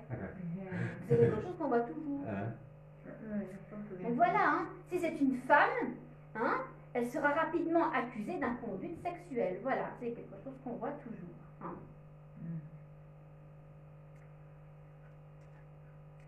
Et donc, les Juifs, et aussi tous les hommes, attendent le jugement divin sur les autres, mais rarement sur eux-mêmes. Les scribes et les pharisiens sont venus à Jésus en réclamant le jugement pour la femme qui était surprise en adultère, mais ils ne pensaient pas qu'ils seraient eux-mêmes jugés. Mais s'ils voulaient faire de Jésus un juge, ils devaient savoir qu'ils seraient eux aussi jugés. Ouais. Les pharisiens se sentaient en sécurité, sous leur manteau de religiosité. Ils se pensaient un petit peu invincibles. Voilà, moi je suis pas religion, moi voilà, j'ai de beaux habits, moi je suis à l'abri. Ils croyaient que le jugement de Dieu viendrait sur les païens qui ne connaissaient pas Dieu et sur les pécheurs notoires. C'était le genre de personnes, donc les pharisiens, qui, parce qu'elles ne tuaient, ne volaient ou ne violaient aucune femme, pensaient qu'elles n'auraient pas à subir le jugement de Dieu. Cette hypothèse repose sur la fausse idée que la loi ne condamne que les péchés qui font aux hommes. Mais la vérité est que la transgression de l'un des commandements entraîne une punition. En ce sens, le meurtre ou l'adultère est aussi grave que l'avidité. Tous les péchés sont au même niveau. Hein, si tu voles un œuf, tu voles un bœuf. Voilà. Tu connais un peu le dicton. Ouais. Hein, voilà. Il n'y a pas un péché moins grave qu'un autre. Jésus s'inclina à nouveau, continua à écrire sur le sol. Il venait de laisser tous ces gens qui accusaient, hein, avec leur conscience, et leur donner le temps de s'examiner. Cela nous apprend combien le pouvoir de la conscience est grand.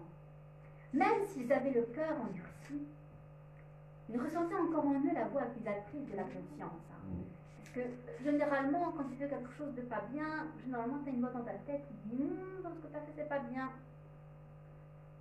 Et quand on entend cette voix, ben, on est pris de remords, de culpabilité. Un papa, tu voulais dire quelque chose? Non, mais ils sont accusés par leur conscience, hein, quand ça. Jésus se remet à écrire. C'est ça. Parce qu'il leur a dit, lequel d'entre vous n'en a même péché? Clairement. Hein, ils étaient tous pécheurs. Ils accusaient la femme, mais eux aussi étaient pécheurs. Et donc ils le savaient. Donc du coup, Jésus leur a cloué le bec. Tu peux prendre Romains chapitre 2 verset 15 s'il te plaît? Merci. On va lire un petit verset. Romains chapitre 2 verset 15.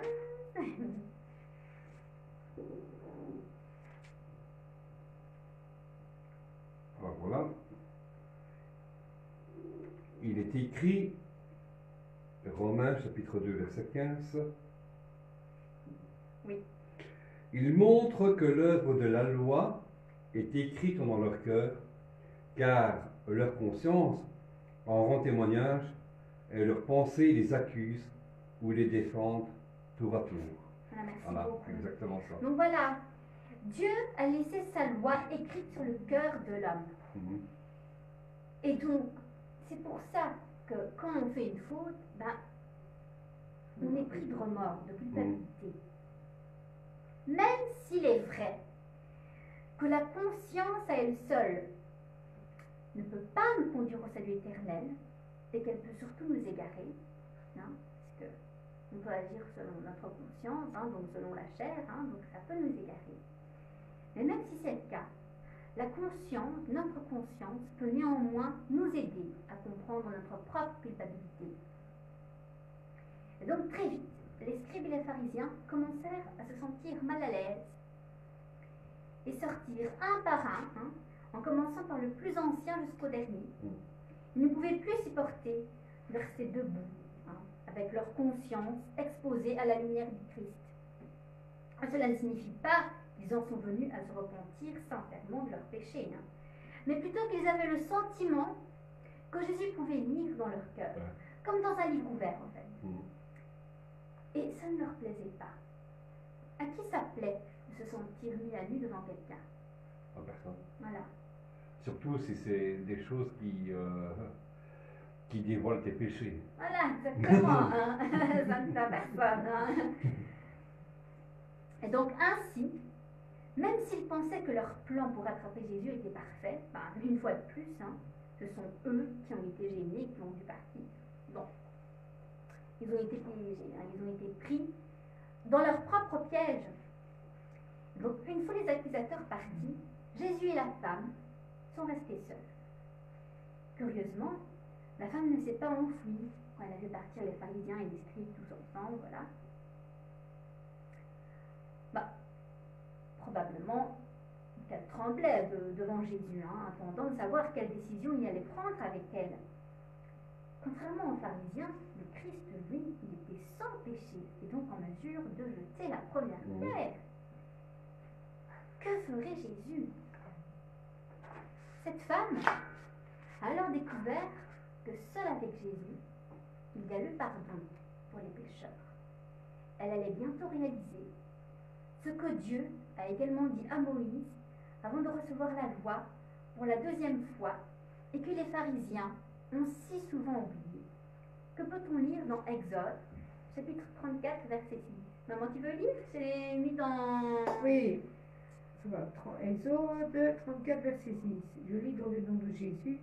Il passa devant lui en proclamant: L'Éternel, l'Éternel, un Dieu plein de compassion et de grâce, lent à se mettre en colère Il est riche en amour et en fidélité. Merci. Lent à se mettre en colère.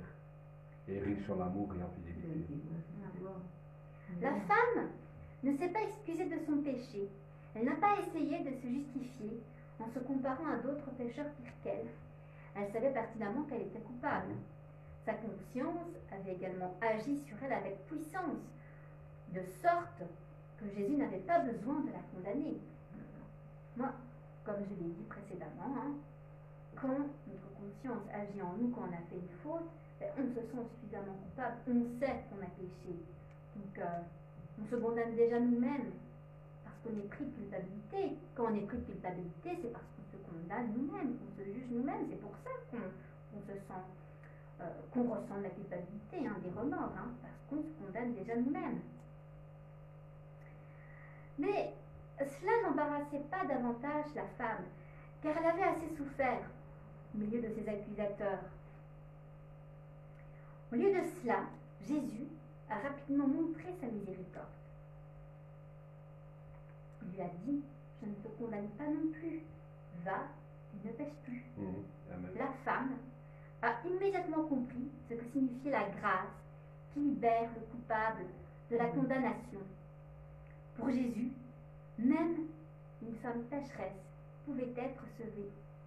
Elle pouvait ainsi manifester clairement le but dans lequel Jésus était venu dans ce monde.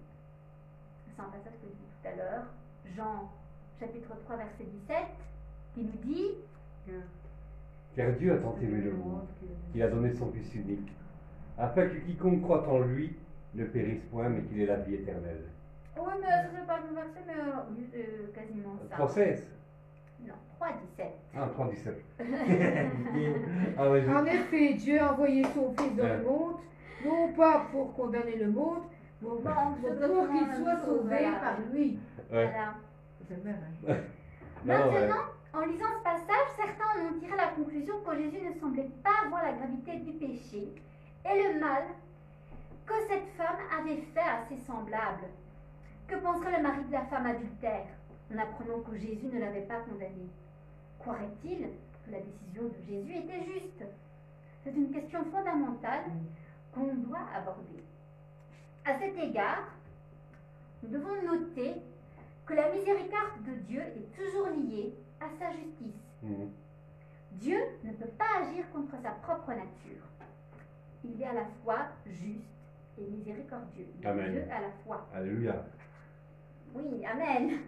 Par conséquent, nous ne devrions pas supposer que lorsque Jésus a fait preuve de miséricorde envers cette femme, il l'a fait pour l'ignorance de la justice. Dieu est juste et miséricordieux. Et miséricorde, il est juste et miséricordieux. Il est les deux. Donc, s'il a fait preuve de miséricorde envers cette femme, c'est parce que c'était juste. Et donc, nous arrivons ici au point fondamental du passage. Combien cela a-t-il coûté à Jésus de ne pas condamner la femme adultère? Et bien que ce passage ne le dise pas, la réponse se trouve dans tout l'Évangile. Le Christ est l'agneau de Dieu qui enlève le péché du monde. C'est quelque chose qu'on peut lire dans Jean chapitre 1 verset 29. Et il l'a fait par sa propre mort sur la croix. Il a enlevé le péché du monde par sa mort sur la croix.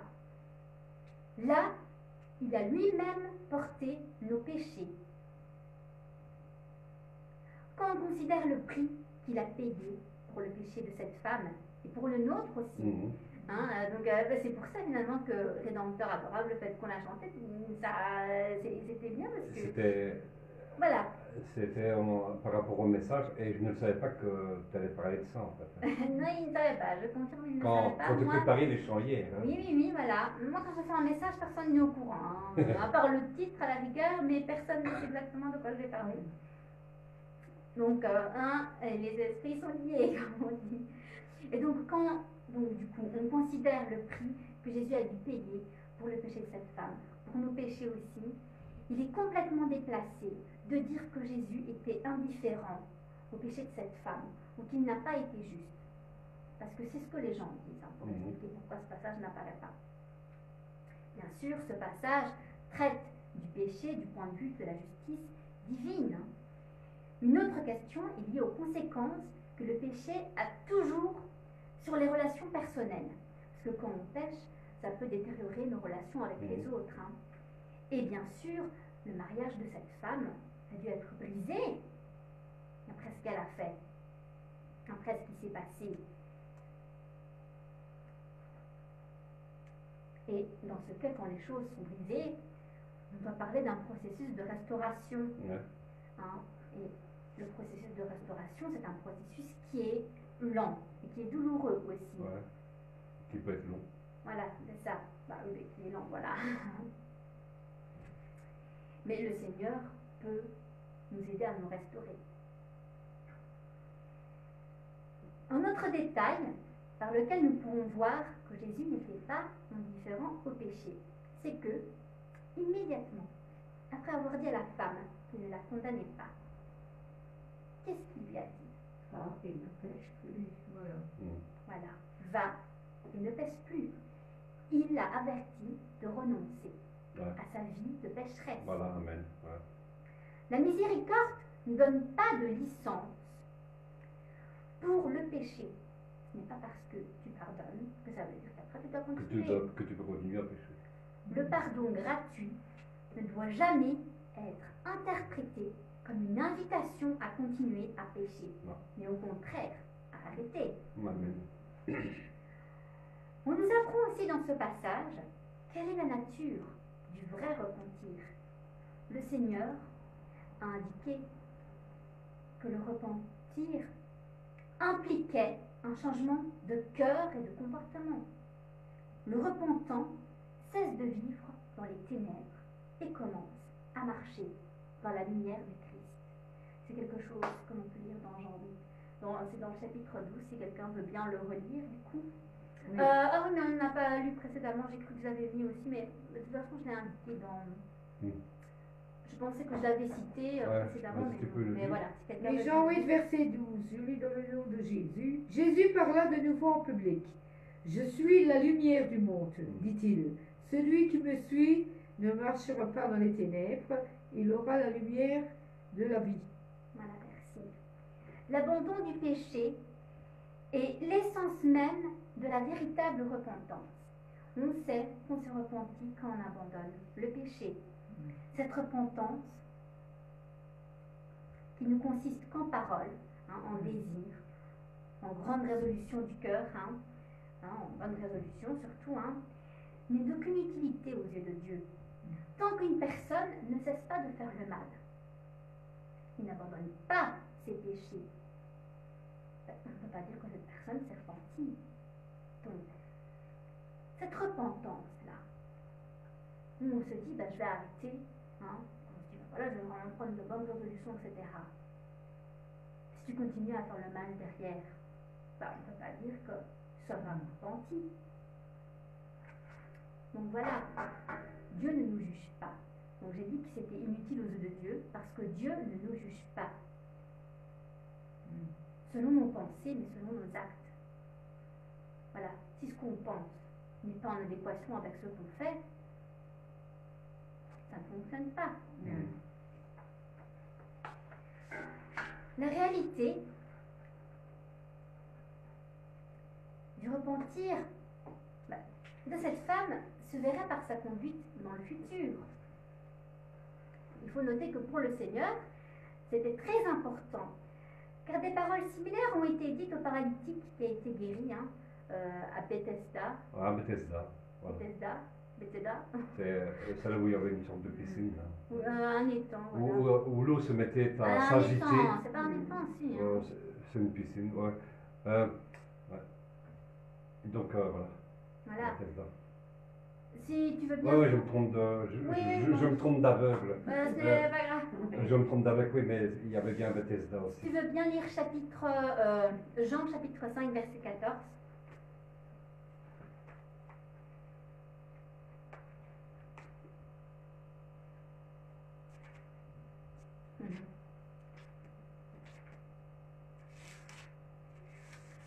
Voilà, chapitre 5, Jean, chapitre 5, verset 14.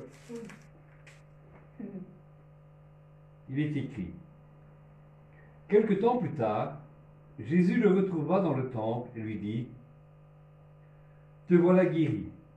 Ne pêche plus, de peur qu'il ne t'arrive quelque chose. » Et écoute bien. Hein. Ne pêche plus de peur qu'il ne t'arrive quelque chose de pire. Voilà. Donc, qu'est-ce qu'on voit ici? Il a exactement dit la même chose à la femme qui a commis l'adultère. Il avait aussi dit à cet homme, va et ne pêche plus, ne pêche plus. Il est impératif de réaliser que le commandement du Seigneur à la femme, donc à cette femme qui a commis l'adultère, de se détourner du péché est venu après qu'elle ait été absoute de son péché. Donc après que son péché ait été pardonné. C'est l'ordre correct. D'abord, la justification et ensuite la sanctification. C'est ainsi que ça doit se passer, c'est dans cet ordre-là. Il ne peut en être autrement, car même si nous allons vers le Seigneur avec une véritable repentance pour tous nos péchés et que nous cherchons ainsi à en être libérés, nous ne parviendrons jamais à nous changer nous-mêmes.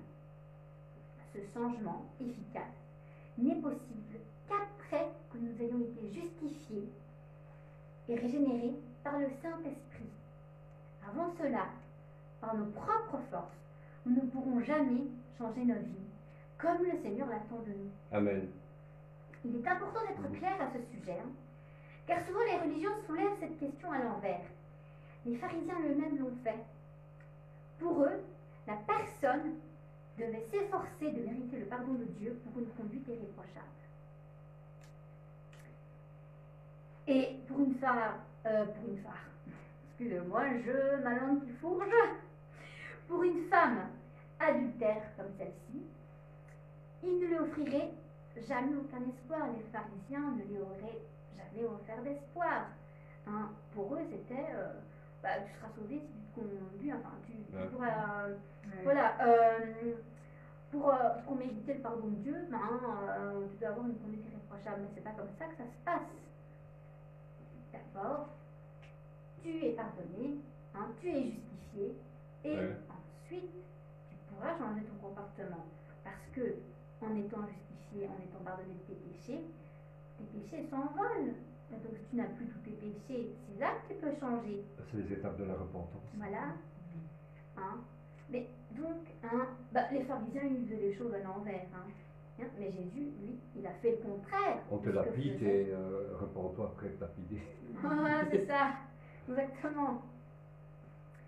Et Jésus a fait le contraire de ce que faisaient les pharisiens. Hein? Voyons la repentance des gens. Jésus leur a d'abord pardonné et puis seulement il les a changés. Jésus a ainsi démontré qu'il s'engageait totalement à respecter les exigences de la loi. Le but de sauver les pécheurs n'était autre que de leur permettre de répondre à toutes les exigences de la loi. Jésus a apporté une nouvelle opportunité pour les pécheurs de commencer une nouvelle vie par la repentance et le pardon. C'est cette opportunité-là que Jésus leur a apportée. La culpabilité ne peut jamais être une raison pour enlever l'espoir d'un pécheur qui n'a pas besoin d'une autre chance. Donc, on va terminer bientôt. Donc, grâce à ce passage, on a envisagé différentes façons de traiter le péché. En premier lieu, on a vu qu'il n'y a rien de plus terrible pour un pécheur que de tomber entre les mains d'autres pécheurs. Parce que qu'est-ce qu'ils vont faire Oh, t'as péché, pouf, pouf, pouf. Ça va être comme ça. Le péché aveugle ses propres fautes. On est aveuglé. Quand on est un pécheur, on est aveuglé. On ne voit pas nos propres fautes. Par contre, on voit celles des autres. Celles des autres, on ne les rate pas. Attention. Et une fois que cela se produit, le péché des autres est publié et signalé comme impardonnable. Dès qu'on voit un pécheur, on le vise, et on lui dit oh, ce que tu as fait est impardonnable, tu n'iras jamais au ciel, tu iras en enfer. En réalité, les pécheurs recherchent le péché chez les autres parce qu'ils pensent qu'en faisant ça, ben, ils seront justifiés. Ils se comparent aux autres et sont satisfaits de ne pas être tombés aussi bas qu'eux. Ils se disent, ben, moi j'ai fait pire que lui, j'ai fait moins pire pardon que Ouais. lui, donc ben, moi je serai sauvé. C'est Mhm. comme ça qu'ils pensent. Ils se sentent souvent comme ce Supérieur. pharisien qui est entré dans le temple pour prier et qui a dit qu'il remerciait Dieu parce qu'il n'était pas comme les Comme- autres hommes, ouais. voleurs, injustes, adultères. Hein. Mais penser de cette façon, hein, penser que parce que j'ai fait moins pire qu'un autre, je suis sauvé, hein, ben, c'est une terrible erreur. Hein. C'est ainsi que les pharisiens ont pensé. Hein. Et c'est avec cette pensée qu'ils ont amené cette femme à Jésus. Ils se sentaient justes lorsqu'ils se comparaient à elle. Mais ils ont vite découvert que le péché de la femme ne les aiderait pas à être justifiés par rapport au leur. Dieu ne nous juge jamais en nous comparant à d'autres pécheurs pires que nous, mais à sa propre loi qui est divine, qui est sainte, qui est parfaite. On a aussi pu constater que la loi n'offrait pas de salut aux pécheurs. Dans le cas de la femme adultère, la sentence de la loi était très claire. Lapidation. Hein? Moïse nous a ordonné de lapider de telle femme. Et non seulement le péché d'adultère, mais la moindre violation de l'un de ses commandements serait également punie. Les pharisiens et les scribes ont dû quitter la présence de Jésus lorsqu'ils ont été accusés par leur conscience. En réalité, la conscience fonctionne, on va dire, comme une extension de la loi de Dieu. On va dire que, de toute façon, on a vu que la loi de Dieu est écrite dans nos cœurs. La loi de Dieu est écrite dans le cœur de l'homme. Donc, on peut considérer que la conscience est un petit peu une extension de la loi de Dieu. C'est quelque chose de lié. Et que Dieu a placé dans nos cœurs. Par conséquent, la conscience, notre conscience, comme la loi, nous accuse. Et la seule chose qu'elle peut faire pour nous est d'indiquer qu'on a besoin d'un sauveur. Ça, notre conscience peut nous l'indiquer. Parce que quand on a fait quelque chose de grave, généralement, on en est quand même conscient. Parce qu'on le sent. Même la petite voix là dont j'ai parlé tout à l'heure. Et lorsque la femme a été laissée seule devant Jésus, elle a découvert qu'en lui, il y a la miséricorde et le pardon, même pour les pires pécheurs. Il lui a dit qu'il ne la condamnait pas. Mais n'oublions pas que pour lui dire ces paroles consolantes, il a fallu que Jésus porte plus tard ses péchés sur la croix. Voilà. Amen. Amen. Amen.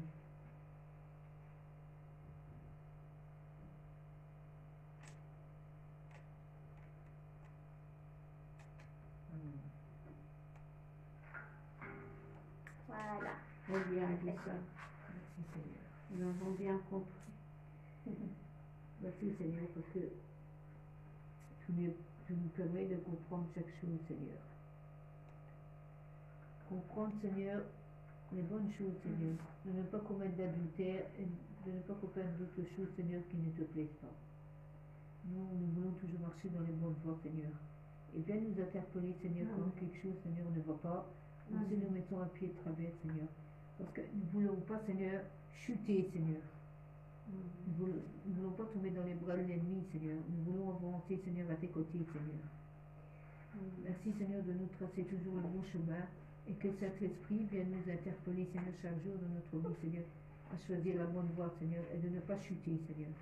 Merci pour le message que Lisa a partagé avec nous, Seigneur. Et merci, Seigneur, que nous avons compris, Seigneur, parce que tu es, Seigneur, le Père qui pardonne, Seigneur. Qui est lent à la colère, Seigneur. Qui est fidèle, Seigneur, à toutes choses. Qui est miséricorde, Seigneur. Dans nos vies, Seigneur, tu nous rends miséricordieux, Seigneur. Par ta miséricorde. Merci parce que tu es le Tout-Puissant, Seigneur. Continue à nous diriger dans les bonnes voies, Seigneur. Afin qu'on ne mette pas, Seigneur, de faute, ni d'adultère, ni d'autres choses, Seigneur, qui ne te plaisent pas à tes yeux, Seigneur. Merci, Seigneur, de continuer, Seigneur, à nous guider, Seigneur. Que ton nom, esprit, Seigneur, que ton Saint-Esprit, que ton nom soit proclamé chaque jour dans notre vie, du matin au coucher, Seigneur. Quand au matin, nous te louons, Seigneur. Et avant d'aller coucher, nous te louons aussi également. Même pendant la journée, il nous arrive aussi, Seigneur. Merci, Seigneur. Et nous, à ne pas nous égarer, Seigneur, mais de tenir ferme, Seigneur. Parce que tu es le Dieu tout-puissant, Seigneur, le Dieu vivant, Seigneur, dans notre vie. Merci, Seigneur, d'être avec nous, Seigneur. Et de nous accompagner jusqu'à la fin de nos jours, Seigneur. Amen. Amen. Amen. Voilà, merci. Amen. Voilà. Merci Lisa pour cet excellent message. Et vous voyez, elle commence à mieux prêcher que moi. Elle fait vraiment d'excellents sujets. Je crois que j'ai trouvé mon remplaçant finalement. Non mais franchement, avoir des enseignements de qualité comme elle fait, franchement, ça fait vraiment plaisir. Et je me dis que avec ce que j'ai vécu ces derniers mois, un peu affaibli avec la maladie, je crois que je peux compter sur quelqu'un qui puisse m'épauler et vraiment donner des bons enseignements. Nous ne voulons pas entendre n'importe quoi, nous voulons entendre la parole de Dieu qui est juste. Et franchement, tu as parlé de choses justes, parce qu'aujourd'hui, beaucoup de choses, quand nous entendons des prêches, ça va beaucoup dans le sens de la condamnation, mais pas dans le sens de comment Jésus nous voit, et ça ne va pas dans le sens de la miséricorde. Donc, on peut voir nos voisins, ils ne sont pas convertis. Comment le Christ le voit? On peut voir les gens dans la rue, les gens qui ne comprennent rien à ce qui se passe dans ce monde. Ils ont des propos, parfois, ils n'ont pas de beaux propos, mais pourquoi? Ben, on sait pas. Nous savons que c'est parce qu'ils sont dirigés par un esprit, mais vraiment, si nous voyons vraiment le cœur de Dieu, si nous voyons vraiment le cœur de Jésus-Christ, si cette femme avait été lapidée, Jésus-Christ, s'ils avaient réussi leur coup, les Parisiens, c'était une âme de perdu. Et donc, il lui a laissé, donc il lui a fait grâce, comme on pourrait parler d'une grâce présidentielle ou d'une grâce royale. Et donc là, ici, la femme a bénéficié d'une grâce royale. Et nous devons voir qu'est-ce que Jésus penserait à notre place, au lieu de par exemple, de juger tout de suite. Voilà. Et donc, merci Lisa pour cet excellent enseignement. Mais franchement, je crois que tu vas prêcher plus souvent que moi, là, ici. Hein. Non, mais bon, franchement, on peut vraiment l'applaudir. Hein. On peut vraiment l'applaudir. Franchement, c'était un excellent message.